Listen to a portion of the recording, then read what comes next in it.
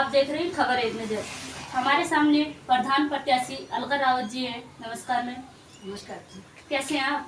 जी मैं ठीक हूँ। मैं सबसे पहले आप मीडिया प्रभारियों का नमस्कार करना चाहती हूँ जो हमारे ग्राम सभा बड़वालों में पधारे हैं। आपका बहुत बहुत धन्यवाद और आभार। और मैं अपने क्षेत्रवासियों को भी नमस्कार करती हूँ। मेरे सब क्षेत्रवासियों और भाई बंधुओं को मेरा नमस्कार। मैम, जनता का कितना सपोर्ट मिल रहा है आपको? मुझे जनता का बहुत अच्छा सपोर्ट मिल रहा है। अभी तक तो अच्छा रिस्पॉन्स आ रहा है।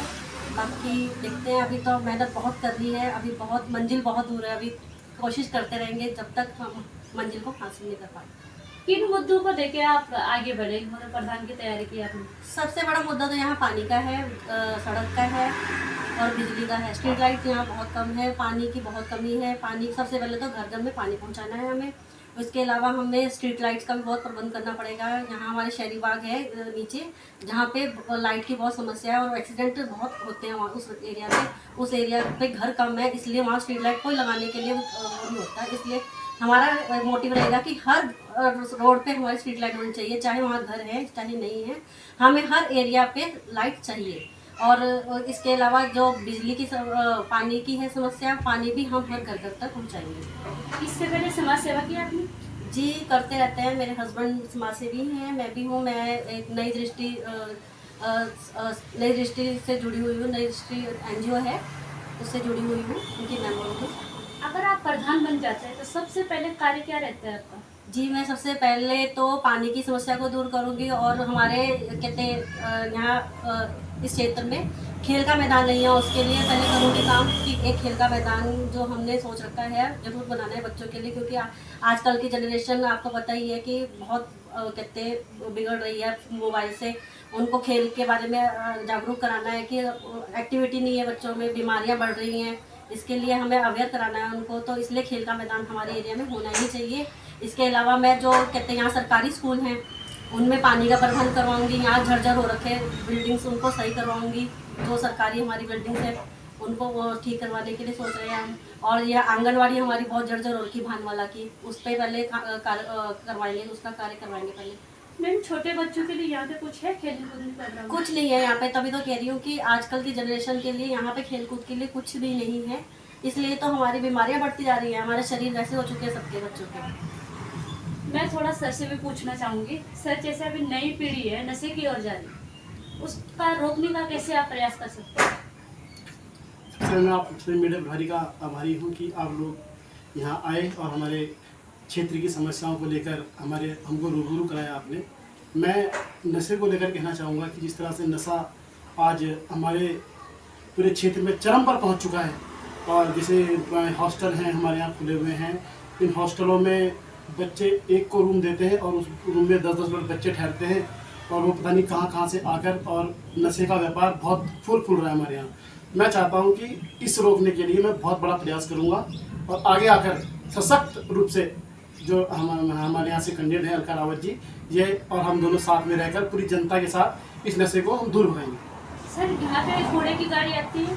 हाँ मैम, कूड़े की गाड़ी आती है, बहुत अच्छी तरह से कूड़ा ले जाती है और बहुत अच्छा।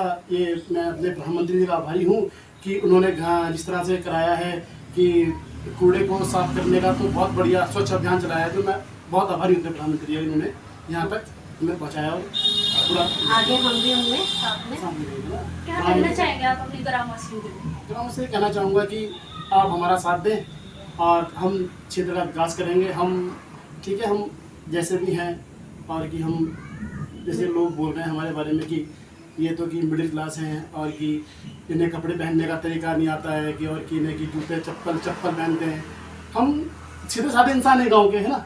हमें तो अपने गाँव में मौका धरातल से जुड़े हुए हैं, जुड़े हुए हैं ना। मुझे कोई इतना शौक नहीं है, मतलब मैं इतना वो दिखावा नहीं करना है ना।